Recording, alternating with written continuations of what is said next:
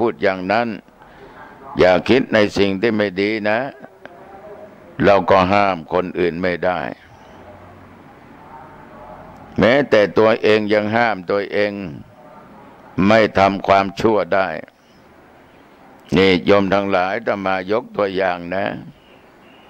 บางคนก่อนจะเข้าพรรษาห้ามจิตห้ามใจว่าพรรษา3 เดือนเนี้ยกูจะไม่ดื่มเหล้าแล้วก็ห้ามได้จริงๆนะทีนี้มันได้สัญญากับตัวเองว่าออกพรรษาแล้วพอจะดื่มฉลองน้อยถ้ามันห้ามไว้ตั้งแต่ต้นว่าปีนี้จะหยุดดื่มเหล้าแล้วจะหยุดไปตลอดชีวิตจะหาไม่เนี่ยโอ้โหญาติโยมมันก็เป็นสิ่งที่ประเสริฐยิ่งนะแต่ก็ยังดีกว่าที่ไม่ได้สัญญาไว้อย่างไรก็ตามญาติโยมเรื่องจิตเรื่องใจของแต่ละบุคคลนั้นมันเป็นสิ่งที่เราทั้งหลายนั้นไม่สามารถที่จะเดาออกได้นอกจากตัวของตัวเองที่จะรู้แต่บางคนก็ไม่รู้นะเรามักจะได้ยินได้ฟังเขาเวลาทำอะไรพลาดไปก็ไม่รู้นะว่าจะเกิดเหตุอย่างนี้ก็ตอบอย่างเนี้ยโยมทั้งหลายถ้ารู้นี่จะไม่ทำเลยฉะนั้นขนาดตัวของตัวเองทำผิดยังบอกว่าไม่รู้ถ้ารู้จะไม่ทำแต่มันก็สายเกินไปฉะนั้นยังไงก็ตามญาติโยมมันก็ไม่สายเกินไปนะโยมนะคืนนี้เป็นวันคืนที่14 ค่ำตรงกับวันอังคารเวลาขณะนี้ที่วัดหนองตองให้โยมทั้งหลายกำลังเจริญพุทธมนต์โดยนิมนต์พระสงฆ์องค์เนนที่วัดใกล้เคียงรวมแล้ว21 องค์21 รูปไหว้พระสวดมนต์เจริญสมาธิภาวนาเดี๋ยวอาตมาเองก็จะแสดงธรรมะเกี่ยวกับเรื่องของการทำบุญตักบาตรวันเพ็ญที่ตรงกับวันพุธเราเรียกว่าเพ็ญพุธญาติโยมทั้งหลายหลังจากเทศจบเวลาเที่ยงกว่าเล็กน้อยหรือ6 ทุ่มไปประมาณ7-8 นาที9 นาทีก็จะมีการทำบุญตักบาตรกันเนี่ยจะมีการทำบุญตักบาตรกันก็เรียกว่าตักบาตรข้าวสารอาหารแห้งใครมีอะไรจะแห้งจะน้ำจะอะไรก็ไปตักบาตรได้ขนมอะไรก็ไปตักบาตรได้แม้แต่จะเป็นปัจจัยหรืออะไรก็ตามก็สุดแล้วแต่ที่ญาติโยมจะหามาได้ถ้าพูดอย่างนี้คนที่ชอบมันก็ไปคนที่ไม่ชอบมันก็ว่าให้ดึกดื่นแล้วมาชักชวนญาติโยมไปทำบุญตักบาตรไม่ใช่เวลาของมันตุเจ้าโยมอาตมาไม่ได้คิดอย่างนั้นนะคิดว่าผู้เฒ่าผู้แก่เขาปฏิบัติกันมาอย่างไรก็ปฏิบัติสืบกันไปก็มีญาติโยมมาพูดกับหลวงพ่อยังไม่แก้ไขเปลี่ยนแปลงตักตอนเช้าตอนเช้าญาติโยมก็ไปทำบุญตักบาตรอีกแล้วเป็นวันออกพรรษาเป็นวันมหาปวารณาเดี๋ยวทำบุญตักบาตรวันเพ็ญพุธนี่ญาติโยมมันได้กระทำกันสืบต่อกันมาอาตมาก็คิดทั้งบวกทั้งลบแหละแต่ว่ามันดีกว่าไม่ทำอย่างน้อยญาติโยมมันเป็นกำจัดความตนีขี้เหนียวเป็นความที่กำจัดความมานะทิฏฐิที่คนไม่เห็นชอบบางคนไม่เห็นชอบก็ไม่ว่ากันนะบอกว่าทำบุญตักบาตรกลางค่ำกลางคืนดึกดื่นอย่างนี้หาบาปหาสิ่งไม่ดีใส่ตัวเองโยมคนไหนพูดก็หาเรื่องความไม่ดีให้เกิดขึ้นแก่ตัวเองเพราะมันจะเป็นการขัดแย้งกัน คนที่เขาทำนั้นเขามีน้ำจิตน้ำใจเขามีความเชื่อ ว่าได้ทำบุญวันเพ็ญพุธมันจะได้บุญได้กุศลเขาก็ไม่ได้ทำคนเดียวนะโยมพาผัวพาเมียพาลูกพาเต้าพาหลานเหลนไปทำบุญตักบาตรกันก็จัดกันทั่วไปแหละวัดหนองตองก็จัดมาอย่างนี้เมื่อก่อนก็ไปตามถนนหนทางไอ้รถมันก็วิ่งไปวิ่งมาเดี๋ยวกว่ากูเกิดอุบัติเหตุขึ้นก็อันตรายถึงกับเสียชีวิตฉะนั้นก็ให้มาวัดเสียเลยวัดมันก็มีอยู่แล้วได้ไหว้พระนบธรรมได้เจริญสมาธิภาวนาได้ฟังเทศน์ฟังธรรมก็เป็นมังคละเป็นมงคลเนี่ยวัดหนองตองระยะนี้คนกำลังทยอยเข้าวัดมาเดี๋ยวใกล้จะเที่ยงคืนนี้เต็มวัดญาติโยมทั้งหลายที่มันไม่ดีนั่นก็คือผู้ที่รับและตมาประสงค์องค์เน้นรับไปแล้วเอาไปฉันมันก็เป็นยามวิกาลแต่เราไม่ฉันเรารู้ว่าอันไหนผิดอันไหนถูกเราก็ปลูกนิสัยกันมาว่าเน้นมันยังมืดอยู่นะยังไม่เห็นลายมือนะรอมันสว่างค่อยฉันนะลูกเน้นแต่เน้นก็บอกมาหลวงพ่อเปิดไฟฟ้าก็เห็นลายมืออุ้งมืออย่างชัดเจนนะเน้นก็พูดเล่นเราก็บอกว่าไม่ได้นะลูกพระลูกเน้นให้ญาติโยมได้บุญเต็มที่เลยสำหรับญาติโยมนั้นได้ตักบาตรแล้วก็ได้รับพรจากพระยังไม่ถึง1 นาฬิกาก็กลับกันแล้วเพราะว่าตอนเช้าต้องมาทำบุญตักบาตรที่วัดเพราะเป็นวันมหาปวารณาออกพรรษาญาติโยมมีความเชื่อว่าการทำบุญตักบาตรวัน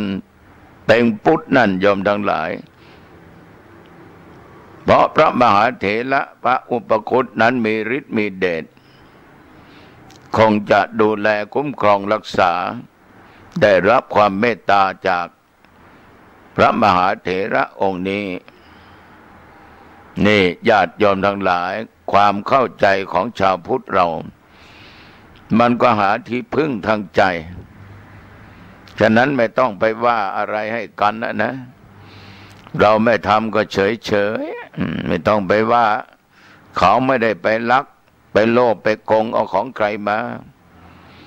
ก็ทำกันไปอะไรเล็กน้อยก็รู้จักผ่อนสั้นผ่อนยาววันมหาอุปคุตนี่ยอมทั้งหลายเราได้ถือกันมาตั้งแต่โบราณไหนก็ไหนจะเล่าสู่ให้ญาติโยมฟังสักเล็กน้อยแต่ได้จริงแต่มาออกรายการไปแล้วหลายครั้งพระมหาอุปคุตเถระองค์เนี่ยมีฤทธิ์เดชมากจึงเป็นที่พึ่งของชาวบ้านชาวเมืองเจ้าฟ้าเจ้าแผ่นดินในยุคนั้นสมัยนั้นท่านก็เป็นลูกชาวบ้านธรรมดานี่แหละในเมืองปาตาลิบุตรเมื่อเป็นเด็กนั่นก็แปลกกว่าเด็กทั้งหลายแต่ไม่ต้องนำมาพูดนะ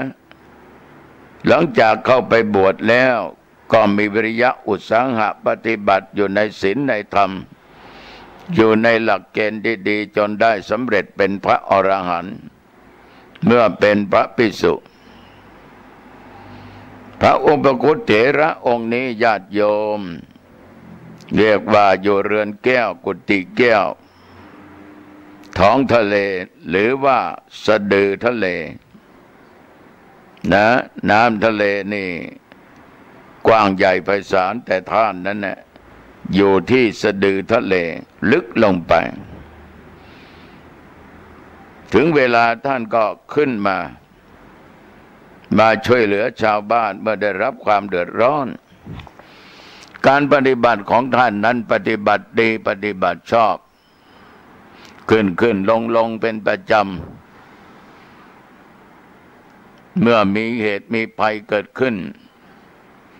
ต่อญาติต่อโยมต่อพระพุทธศาสนา หรือเมื่อมีพิธีกรรมใหญ่ๆถ้ามีใครไปนิมนต์ท่านก็จะขึ้นมาช่วยเหลือด้วยความเต็มใจเสมอญาติโยมทั้งหลายถ้าหากว่าญาติโยมเป็นชาวพุทธอย่างบ้านนอกของเราเนี่ยถ้าวัดมีงานฉลองเราเรียกว่าโปรยหลวงกุฏิวิหารศาลาบาทศาลาการประเรียนพระธาตุเจดีย์ก็จะมีการแห่พระอุปคุตชาวบ้านนี่จะตั้งกุฏิแล้วก็จะมีบาตรมีผ้าไตรมีจีวรมีอะไรอัฐบริขารครบหมดมีน้ำดื่มแล้วก็ตกเย็นมาชาวบ้านก็จะถือช่อถือตุงตีกลองแห่กันไปโยมทั้งหลายไปที่ไหนไปที่ลำน้ำจะเป็นน้ำเหมืองน้ำปิงน้ำอะไรก็ตามที่มันไหลนะเมื่อไปถึงที่แล้วคนที่ถือขันเขาตอกดอกไม้ไปในโยมต้องนุ่งขาวห่มขาวตั้งหลายคนนุ่งขาวห่มขาวนั่นก็ลงดำน้ำไปงมเอาวัตถุสิ่งของอย่างหนึ่งคือก้อนหินงมเอามา2-3 ก้อนแล้วก็มาใส่ขันดอก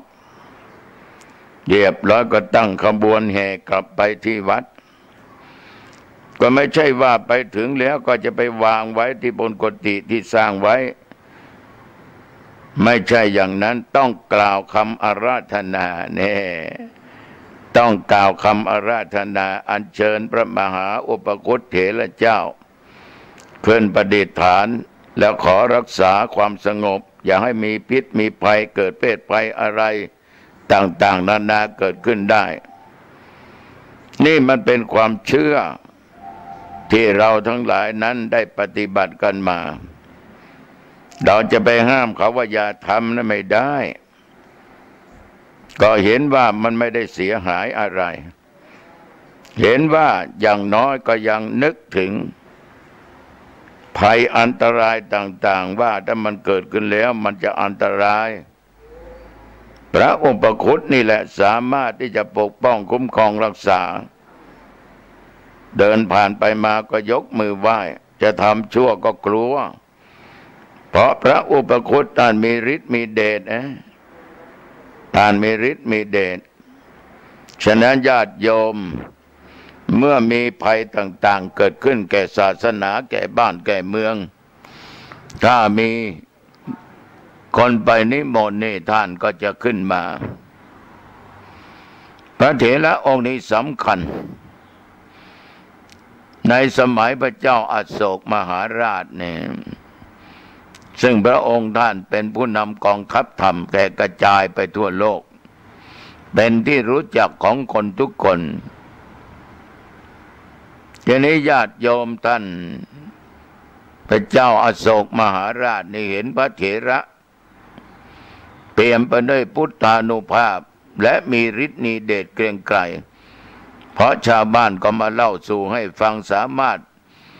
ที่มีฤทธิ์ปราบมารได้พยามารได้กำจัดสิ่งชั่วร้ายได้ที่จะมาทำลายพิธีกรรมใหญ่ๆสิ่งเหล่านี้ญาติโยมเรื่องราวมันมีอยู่ว่า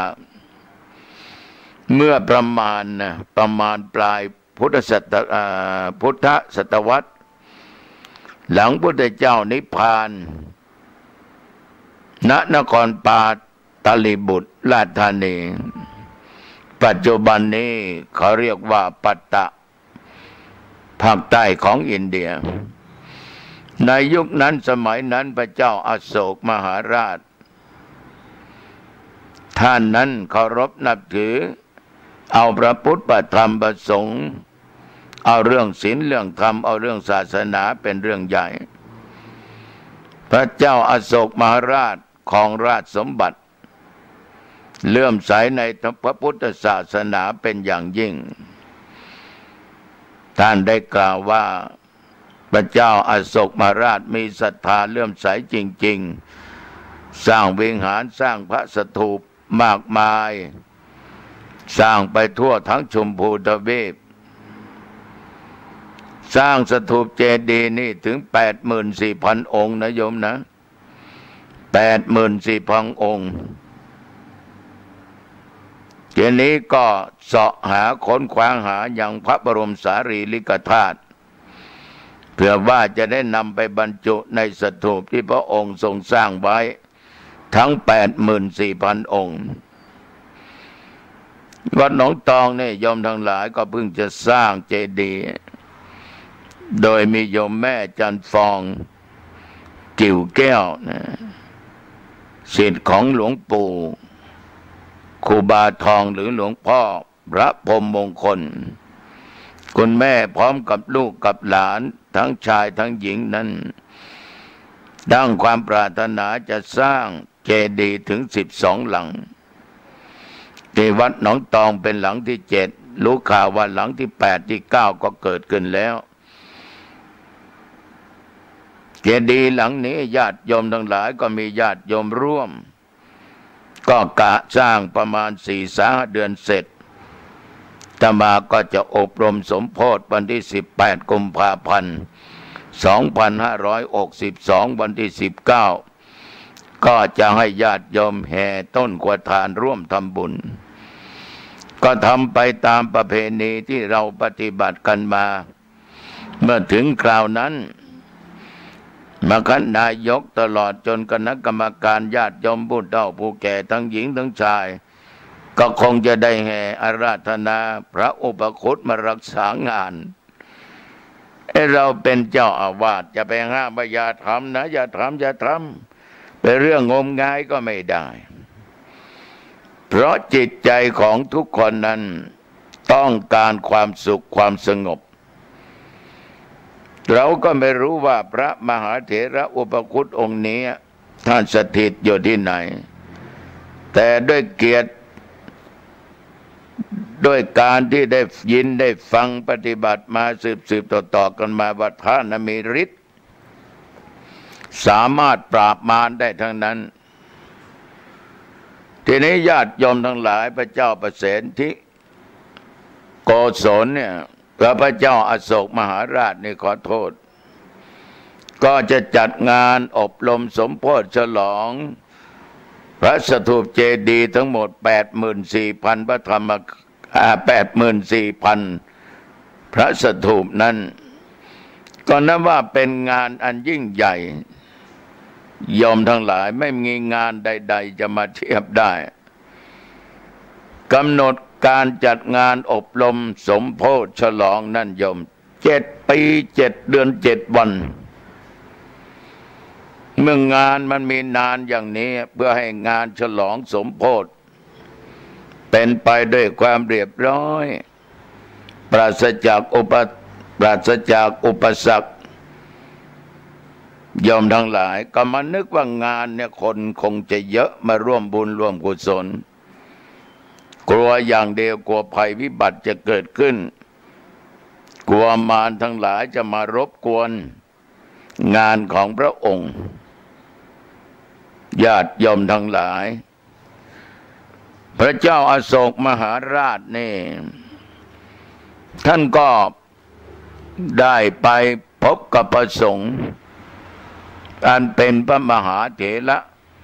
ในนครปาตลิบุตรถามว่าพระคุณเจ้าทั้งหลายมีพระคุณเจ้าองค์ไหนบ้างที่มีฤทธิ์ที่สามารถจะมาดูแลและปราบมารทั้งหลายที่จะมารบกวนในงานอบรมสมโภชยังสถูปเจดีย์ท่านพระสงฆ์เหล่านั้นต่างก็บอกว่าอาตมาไม่มีฤทธิ์ไม่สามารถที่จะปราบได้หรอกโยมเห็นว่ามีสามเณรน้อยองค์หนึ่งนะ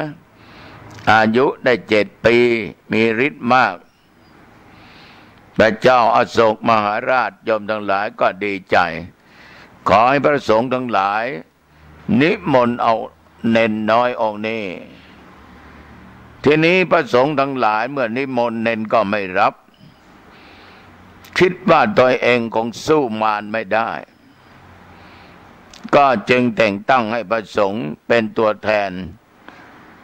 โยมทั้งหลายไปอาราธนาพระมหาเถระอุปคุตซึ่งเรืองฤทธิ์อยู่ที่ใต้สะดือทะเลมาช่วยรักษาความปลอดภัยในงานสมโภชครั้งนี้โอ้โหญาติโยมกล่าวกันว่าพระอุปคุตองค์นี้ท่านเป็นพระที่สันโดษชอบอยู่องค์เดียวเข้าฌานสมาบัติเสวยวิมุตติสุขอยู่ในท้องมหาสมุทรอันกว้างใหญ่ภายในปราสาทแก้วกุฏิแก้วที่เนรมิตขึ้น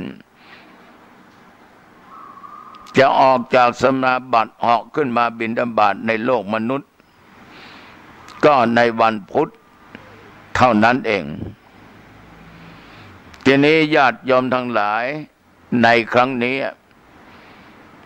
เมื่อพระมหาเถระไปนิมนต์ท่านทั้งสองก็ได้อภิญญาสมาบัติเมื่อลงมาก็แจ้งธุระที่มากับ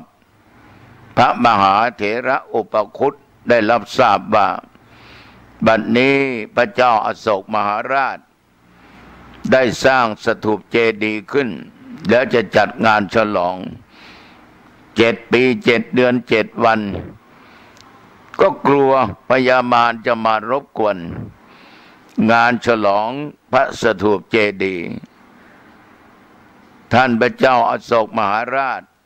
ก็ให้พวกผมเนี่ยมาราธนาพระคุณเจ้าไปป้องกันภัยต่างๆไปปราบมารทั้งหลายอย่าได้มารบกวนงานฉลองอบรมสมโภชพระสถูปเจดีย์สาธุชนญาติโยมพระมหาอุปคุตเถระตัวเล็กดำก็ดำตัวไม่โตเหมือนตัวเจ้าวัดหนองตองนะก็รับนิมนต์ญาติโยมทั้งหลายแล้วก็บอกให้ท่านทั้งสององค์ว่าท่านกลับไปก่อนเถอะนะเดี๋ยวผมจะตามไปพระมหาเถระสองรูปรู้ว่าพระมหาอุปคุตเถระได้รับนิมนต์แล้วก็ดีอกดีใจก็กลับมาในบ้านในเมืองเมื่อมาถึงก็ตกใจเห็นพระอุปคุตเถระนั้นมาถึงก่อนแล้วไม่รู้ว่ามาเมื่อไหร่ญาติโยมศรัทธาสาธุชนท่านผู้ฟังทั้งหลายนี่แหละคือฤทธิ์นี่แหละคืออภินิหารที่ทุกคนนั้นยอมรับแม้แต่พระสงฆ์องค์เจ้าในสมัยนั้นอาตมาได้กล่าวกับญาติกับโยมว่าท่านนั้นเมื่อมาถึงแล้วพระเจ้าอโศกมหาราชตลอดพระสงฆ์ทั้งหลายก็มองดูร่างกายของพระอุปคุตมหาเถระมีร่างกายผอมอ่อนแอลุกก็คงจะลำบากตัวก็เล็กพระเจ้าอโศกมหาราชสักไม่แน่ใจกลัวว่าจะทำหน้าที่ไม่สมบูรณ์คิดอยู่ในพระทัยตลอดมันจะสู้มารได้ไหมเนี่ยตัวเล็กๆอย่างนี้เหรอพระดำๆอย่างนี้จะมาสู้มารได้กับไรไอ้ครั้งจะพูดออกไปนั้นญาติโยมทั้งหลายกลัวเสียฉะนั้นรุ่งเช้าวันใหม่ขณะที่พระอุปคุตเถระท่านก็ทำกิจของท่านออกรับบิณฑบาตในนครปตาลีบุตรพระเจ้าอโศกมหาราชใครทดสอบฤทธิ์ของพระเถระว่าเถระองค์นี้จะมีฤทธิ์ดังที่เขาพูดจริงหรือไม่ก็ไม่รู้ระหว่างที่พระมหาเถระออกบิณฑบาตนั้นโยมพระเจ้าอโศกมหาราชนั้นก็ได้ปล่อยช้าง ตกมันให้เข้าไปทำร้ายพระเถระพระอุปคุตเถระเจ้าพระอุปคุตเถระเจ้าเห็นดังนั้นก็จึงสะกดช้างที่กำลังวิ่งเข้ามาให้หยุดอยู่กับที่ไม่หวังไม่ไหวไม่ติงประดูดช้างที่สลักด้วยศิลานี่ถ้าเป็นตัวเจ้าว่าหนองตองนะโยมทั้งหลายคงจะไม่เหลือแล้วนะคงจะวิ่งไปแล้วดีไม่ดีก็ช้างตกมันเหยียบท้ายละแต่ด้วยฤทธิ์ของพระมหาเถระนั้นได้สกัดช้างเชือกนี้ตัวนี้โยมทั้งหลายให้อยู่กับที่ไม่สามารถจะเคลื่อนไปที่ไหนได้จะวิ่งก็วิ่งไม่ได้ก็อยู่กับที่เวลานั้นพระเจ้าอโศกมหาราชได้ทอดพระเนตรเห็นก็ทรงเลื่อมใสจึงเสด็จไปขอขมาพระมหาเถระข้าแด่พระคุณเจ้าข้านี้มองดูพระคุณเจ้าผิดไปแล้ว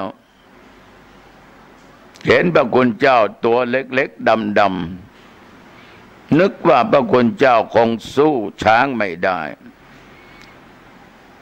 และจะมาปราบพญามารได้อย่างไรข้าพเจ้านั้นขอโทษขอให้ท่านนั้นยกโทษให้แก่ข้าพเจ้าพระเจ้าอโศกมหาราชและพญาคชสารเมื่อเห็นว่าพระอุปคุตเถระมีฤทธิ์มีเดชมากอย่างนั้นพระเจ้าอโศกมหาราชนิยมก็ทรงวางพระทัยดีอกดีใจดีพระทัยเป็นอย่างมากที่เห็นพระเถระองค์นี้มีฤทธิ์มีเดชมีฤทธิ์มีเดชมากพระเจ้าโศกมหาราชก็ทรงวางพระทัยตรัสสั่งให้เขาทั้งหลายเตรียมฉลองสมโภชพระสถูปเจดีย์ทั้งหมด 84,000 หลังโดยการสั่งเหล่าเสนาอามาตย์บริวารทั้งหลายนี่ท่านทั้งหลายจัดสถานที่ให้กว้างขวางนะคนจะมาเยอะปลูกปลำแล้วก็สร้างโรงทานให้เยอะๆนะใครมีอะไรก็เอามาเลี้ยงมาดูกันญาติโยมทั้งหลายชาวบ้านชาวเมืองเหล่าเสนาอามาตย์ก็มาสร้างปลำพิธีและสร้างโรงทานสถานที่ไหนไม่เรียบร้อยก็จัดการให้มันเรียบร้อยแล้วก็ประดับธงคิวมีประทีปโคมไฟตลอดระยะทางกึ่งโยชน์โยมในข้อนี้เราทั้งหลายมีงานอบรมสมโภชอะไรไม่ว่างานวัดและงานอะไรก็ตามนะทางบ้านทางเมืองเดี๋ยวนี้ก็ปักธงกันตลอดจนมีกรมแขวนประดับประดาไฟกันวัดมีการมีงานก็ถวายทานทุงเราเรียกว่าตุงบูชาทานแล้วก็มาปักถ้าอยู่ตามแถวถนนหนทางแนวทางนั้นก็ปักแต่ตามแนวทางนั้นรู้ว่าในวัดนี้ไม่ช้านานจะมีงานโปรยหลวงแล้วจะมีงานฉลองแล้วไม่ว่าวัดหนองตองวัดไหนก็ตามมันเป็นสัญญาณที่บอกให้ว่าวัดจะมีงานมีกินมีทานมีทำบุญงานฉลองต่างๆท่านผู้ฟังทั้งหลายยมอยู่ใกล้วัดไหนก็คงจะรู้คงจะเห็นฉะนั้นพระเจ้าอโศกมหาราชสั่งให้ชาวบ้านชาวเมืองประดับช่อธงกันไปทุกที่ทุกทางประดับโคมไฟกันเรียกว่าให้มีแสงสว่างสวัยไปทั่วบ้านทั่วเมือง นอกจากนั้นยังให้จัดให้มีโรงทานตระเตรียมไว้เพราะคนจะมาในงานอบรมสมโภชฉลองพระสถูปเจดีย์นี้มากแล้วไม่ต้องกลัวว่าจะเกิดเพศภัยอะไรต่างๆได้ระยะทางโยมทั้งหลายตามแนวฝั่งแม่น้ำสว่างไสวไปทั่วทุกบริเวณ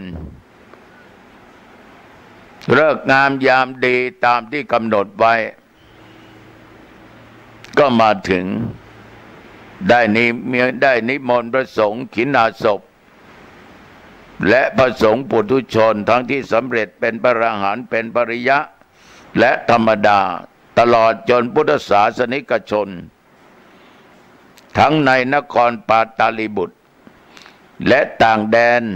มาจากทุกสารทิศคนทั้งหลายก็เริ่มหลั่งไหลกันเข้ามาสู่บริเวณงานพร้อมเครื่องสักการะบูชาเพื่อร่วมพิธีฉลองสมโภชพระบรมสารีริกธาตุที่บรรจุอยู่ในมหาเจดีย์และเจดีย์ทั้ง 84,000 องค์ด้วยความเลื่อมใสศรัทธาเป็นอย่างยิ่งญาติโยมงานในครั้งนี้ชาวบ้านชาวเมืองหัวบ้านหัวเมืองต่างๆหลั่งไหลกันมาทยอยกันมาเพราะเป็นงานสมโภชที่ยิ่งใหญ่และนานที่สุด7 ปี 7 เดือน 7 วันเราจะทำกันได้ไหมโยมไม่ได้ขนาดวัดจะฉลองวิหารจะฉลองเจดีย์นี่เอา3 วันนี่ญาติโยมเดือดร้อนแล้วเพราะไม่ต้องไปทำมาหากินกันอย่างมากก็3 วันนะคราวที่แล้วต้องมาฉลองวิหารก็เอา3 วันอบรมสมโภช1 วันเดี๋ยวราธนาหัววัดและพี่น้องญาติโยมแห่ขวทานเข้า2 วันแต่ส่วนมากคนเราจะไปในวันสุดท้ายของงานระหว่างนั้นมีงานฉลองสถูปเจดีย์ต่างๆประชาชนก็มากพากันมาเที่ยวกันทุกสารทิศทั้งผู้เฒ่าผู้แก่ผู้หญิงผู้ชายเด็กเล็กหนุ่มสาวพากันมาเวลานั้นตามที่คาดไว้โยมทั้งหลายมาจริงๆคือพญามารเนี่ยคือหัวหน้านะพญาวสวัตตีเทพบุตรมารเนี่ยพร้อมในบริวารนะโยมทั้งหลายโอ้โหเราต้องไปวันนี้คนที่ดื่มจัดกวนงานอีกแล้วบางทีญาติโยมงานมงคลสมรสต่อยกันตีกันบางทีก็ฆ่ากันตายเอางานสมรสมาฆ่ากันตายเขาทำบุญขึ้นบ้านใหม่นั่งดื่มเหล้ากันพูดไม่เข้าหูกันเกิดเรื่องเกิดราวชกต่อยกันยิงกันแทงกันฆ่ากันตายงานวัดฉลองนั้นฉลองนี้เนี่ยโยมเขาจะมีโครงการหมู่บ้านรักษาศีล 5ห้ามขายห้ามดื่มในบริเวณวัดถ้าขายถ้าดื่มถูกปรับติดคุกติดตารางมันยังไม่กลัวมันเป็นมารจริงๆโยมทั้งหลายเพราะอย่างน้อยขายเครื่องดื่มของมึนเมาก็ผิดศีลแล้วบางคนนี่ไปวัดไปว่าไปงานบุญงานกุศลเมาเหล้าพูดไม่รู้เรื่องโยมแห่ต้นกวาทานเข้าวัดไปจะเข้าเฝ้าพระพุทธเจ้าเดินยังไม่เป็นท่าเลยโยมทั้งหลายต้องกำจัดมารเหล่านี้ออกจากจิตจากใจของคนให้ได้แต่พวกนี้เวลาเราไปพูดอะไรเนี่ยเขาจะย้อนกลับมาว่ามันเป็นประเพณีเขาดื่มมาตั้งนานแล้วโยมมันไม่ใช่ประเพณีคนที่ว่ามันเห็นแก่ตัวมันทำอะไรผิดศีลผิดธรรม ถ้าฆ่าคนตายก็ผิดกฎหมายผิดทั้งธรรมเป็นบาปเป็นกรรมเต้นโยนกันจิปะทะเดี๋ยวนี้ฉะนั้นมารเหล่านี้มาผจญอยู่ตลอดแก้ไขยากนะโยมนะแก้ไขยากเพราะทิฏฐิเพราะมานะเห็นกงจักรเป็นดอกบัวเห็นความชั่วเป็นสิ่งดีเห็นดีเป็นชั่วเป็นร้ายไปสังคมปัจจุบันมาอย่างนี้มันต้องเจอพระมหาเถระอุปคุตญาติโยมทั้งหลายพระมหาเถระอุปคุตนั้นหลังจากเอาหมาเน่านี่มาแขวนคอพญามารแล้วสั่งห้ามไม่ให้ใครถอดออกแล้วขับไล่พญามารออกจากงานไปทันทีด้วยความอับอายขายหน้าพญามารก็ออกมาจากบริเวณงานพยายามจะแก้ร่างสุนัขเน่าหมาเน่าออกจากตัวของตัวเองด้วยฤทธิ์ของตัวเองแต่ทำยังไงก็ไม่สำเร็จไม่สามารถแก้ได้เพราะเมื่อเอามือทั้งสองนั้นไปต้องไปถูกไปจับสายประคตเอวที่คล้องคอทีไรก็ต้องมีไฟลุกขึ้นไหม้คอมือทั้งสองสุดจะแก้ไขด้วยตนเองฉะนั้นญาติโยมไม่สามารถจะแก้ได้ที่คิดว่าจะช่วยได้นั้นมันก็ช่วยไม่ได้เพราะพระมหาอุปคุตเถระนั้นมีฤทธิ์มากแต่ถึงแม้จะไปหาเท้ามหาราชทั้งสี่พระอินทร์เท้ายามาเท้าสันดุสิตท้าวนิมิตเทวราชตลอดจนเท้าสหัมบดีพรหมท้าวทั้งหลายท่านเหล่านี้ก็ไม่สามารถช่วยพญามารได้ต่างได้แต่แนะนำว่านิทานพญามารท่านจงลดทิฏฐิมานะไปขอขมาขอความเมตตาจากพระเถระผู้นั้นเสียดีกว่าพญามารดื้อดึงมากกลัวเสียเปรียบแต่ว่าขันไม่ไปก็ไม่สามารถจะเอาหมาเน่านี้ออกจากคอได้จึงจำใจต้องกลับไปหาพระมหาเถระไปอ้อนไปวอนขอให้ช่วยเอาซากหมาเน่านี้ออกจากคอให้เดี๋ยวจะไม่มารบกวนงานอีกต่อไปสาธุชนญาติโยมพระมหาอุปคุตก็อนุโลมตามแต่ว่ายังไม่ไว้ใจพญามารเกรงพญามารน่าจะกลับแล้วมาทำลายพิธีในภายหลังก็จึงเดินไปและนำพญามารไปยังเขาใหญ่ลูกหนึ่งแล้วก็เอาร่างหมาเน่าทิ้งลงเหวและเนรมิตให้สายประคตยาวขึ้น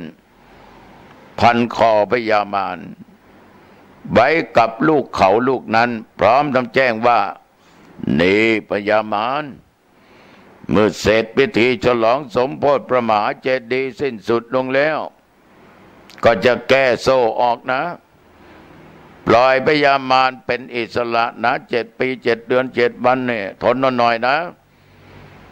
ยอมทั้งหลาย7 ปี 7 เดือน 7 วันนะเวลาก็ผ่านไป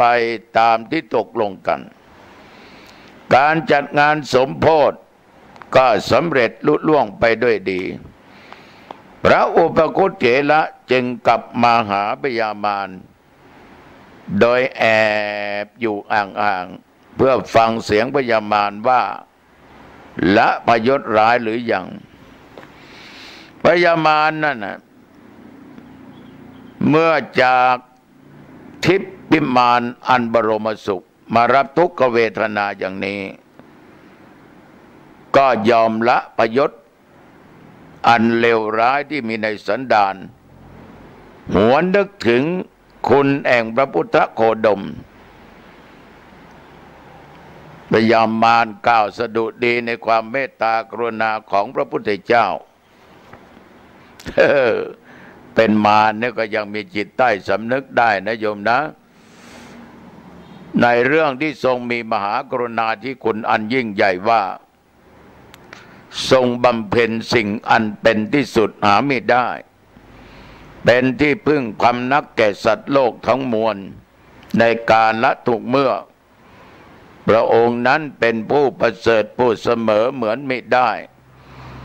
ในการก่อนข้าพเจ้าได้ทำร้ายพระองค์โดยประการต่างๆแต่พระองค์ก็ยังทรงมหากรุณาธิคุณมิได้กระทำการโต้ตอบแก่ข้าพเจ้าเลยมาบัดนี้สาวกของพระองค์นามว่าอุปคุตไม่มีเมตตาแก่ข้าพเจ้าเลยกระทำกับข้าพเจ้าให้ได้รับความทุกข์ทรมานแสนสาหัสได้รับความอับอายเป็นอย่างยิ่งถ้าหากว่าข้ายังมีบุญกุศลที่ได้สั่งสมไว้แต่การก่อนข้าพเจ้าขอตั้งจิตอธิษฐานปรารถนาเป็นพระสัพพัญญูในอนาคตดังเช่นพระองค์ต่อไปโยมทั้งหลายพญามารเนี่ยได้นึกถึงองค์สมเด็จพระสัมมาสัมพุทธเจ้าแต่ว่าจะสำเร็จหรือไม่นั้นสิ่งนี้วันนี้อาตมาภาพก็มาพูดให้ญาติโยมได้ฟังไปแต่ในนี้ญาติโยมทั้งหลายวันเพ็ญพุธเนี่ยเพนพุธเนี่ยประเพณีตักบาตรเที่ยงคืนเป็นประเพณีทางภาคเหนือก็ว่าได้ในทุกๆปีมีวันขึ้น15 ค่ำที่ตรงกับวันพุธไม่เจาะจงว่าต้องอยู่ในเดือนไหนเมื่อมาถึงวันเพ็ญขึ้น15 ค่ำตรงกับวันพุธญาติโยมทั้งหลายผู้เฒ่าผู้แก่ผู้หญิงผู้ชายก็จะเตรียมตัวทำบุญตักบาตรภิกษุสามเณรก็ออกรับบิณฑบาตโดยมีความแตกต่างกันเวลาก็แตกต่างกันสาธุชนญาติโยมมันเป็นเวลาที่เข้าสู่วันพุธการทำบุญตักบาตรก็จะเกิดขึ้นฉะนั้นท่านทั้งหลายที่เป็นชาวพุทธประการสำคัญพี่น้องชาวเหนือเราทุกคนแต่ญาติโยมอยากจะทำบุญก็ยังทันอยู่นะฟังรายการธรรมะแล้วก็ไปทำบุญตักบาตรวันเพ็ญพุธกันแต่มาเข้าใจว่าคงมีพระมีเณรออกรับบิณฑบาตขอให้ทำดีเถอะโยมทุกสิ่งทุกอย่างก็จะดีทำชั่วมั่วชั่วมันก็จะเกิดแต่ความทุกข์เอาละหลวงพ่อรบกวนท่านทั้งหลายมามากพอสมควรดึกแล้วต่อไปนี้ก็จงพักผ่อนแบบสบายสบายปิดประตูบ้านนะลูกนะใส่บาตรมาแล้วก็ปิดประตูบ้านขึ้นหอขึ้นเรือนก็ปิดประตูหอเรือนหน้าต่างเก็บของมีค่าไว้ให้ดี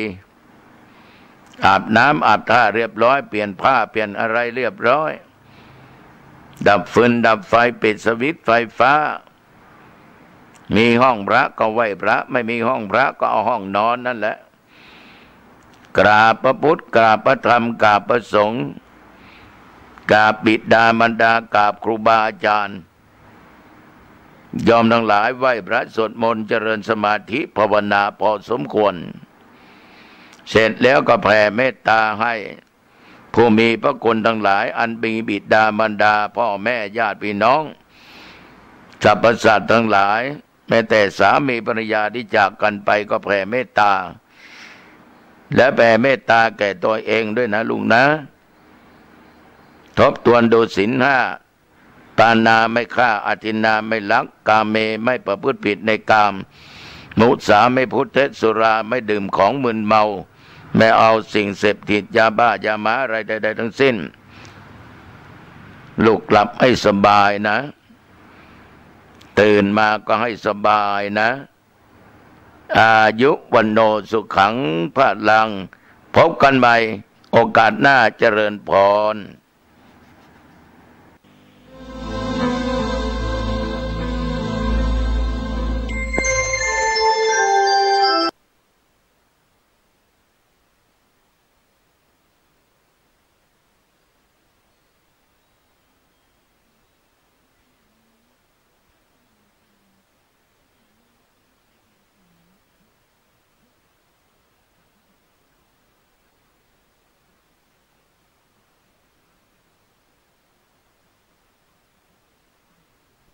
อำเภอเมืองจังหวัดเชียงใหม่โทรศัพท์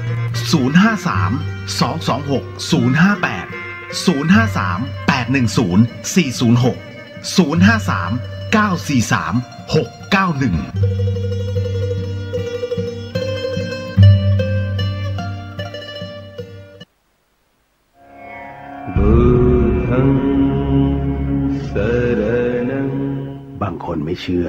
เรื่องนรกสวรรค์บางคนเชื่อเพียงว่าคนเราเกิดมาแล้วก็